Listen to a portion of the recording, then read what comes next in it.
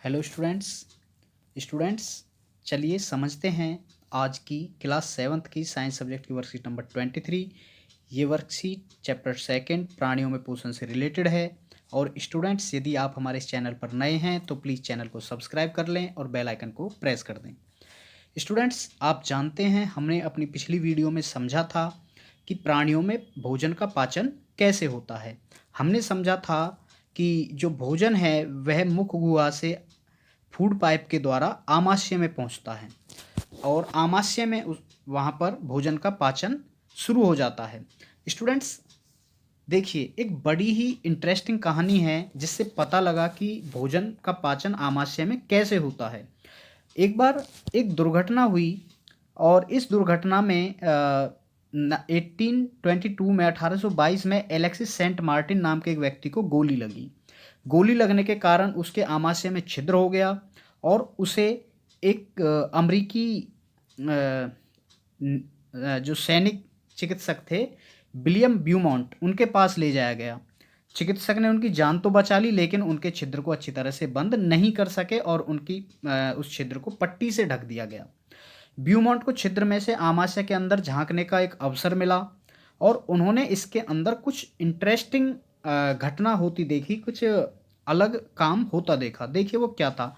ब्यूमॉन्ट ने देखा आमाशय भोजन का मंथन कर रहा है। मतलब आमाशय में, यहाँ पे जो आमाशय होता है जिसे हम स्टोमक कहते हैं, स्टोमक के अंदर भोजन आपस में मिक्स हो रहा था। इसकी भित्ति से तरल स्रावित हो रहा था। मतलब जो सीक्रीशन था, इसके जो दीवारें थी, दीवारों से कुछ तरल निकल रहा था जो भोजन को पचाने में हेल्प करता है। उन्होंने ये भी देखा कि आमाशय क्षुद्रांत में तभी खुलता है जब आमाशय में भोजन का पाचन हो जाता है। यहाँ पर जो छोटी आंत से जुड़ा होता आमाशय, भोजन पूरा पाचन होने के बाद ही छोटी आंत में जाता है। तो स्टूडेंट्स, इस तरह से विलियम ब्यूमॉन्ट ने स्टोमक में होने वाले सीक्रीशंस के बारे में सबसे पहले जाना था। चलिए अब स्टूडेंट्स बात करते हैं एक मेडिकल कंडीशन की, एक बीमारी की जिसे हम लूज मोशन या दस्त कहते हैं। ये एक ऐसी स्थिति है जिसमें कभी कभी व्यक्ति को जल रूपी, मतलब उनका जो वेस्ट मटेरियल है, जो मल है, वो जल रूपी पतला निष्कासन होता है। इस स्थिति को दस्त कहते हैं। यह संक्रमण खाद्य विषाक्तता, मतलब फूड पॉइजनिंग और अनडाइजेशन के कारण हो जाता है। इंडिया में स्टूडेंट्स ये बच्चों में बहुत सामान्य प्रक्रिया है। चरमावस्था में यह घातक भी हो सकता है। इसका मुख्य कारण है शरीर से जल एवं लवण की अत्यधिक क्षति होना। इसे हमें सहजता से नहीं लेना चाहिए। चिकित्सक के पास जाने से पहले हम रोगी को उबालकर ठंडा किया हुआ जल, एक चुटकी नमक और चीनी घोलकर पिला सकते हैं।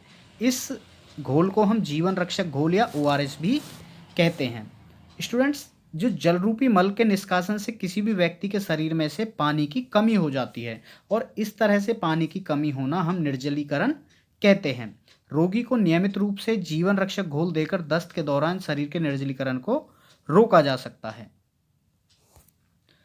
तो चलिए स्टूडेंट्स, अब देखते हैं इस वर्कशीट में जो क्वेश्चंस हैं उनको भी एक बार सॉल्व करते हैं। सबसे पहले है ORS का अन्य नाम क्या है। तो स्टूडेंट्स देखिए, ORS का अन्य नाम है जीवन रक्षक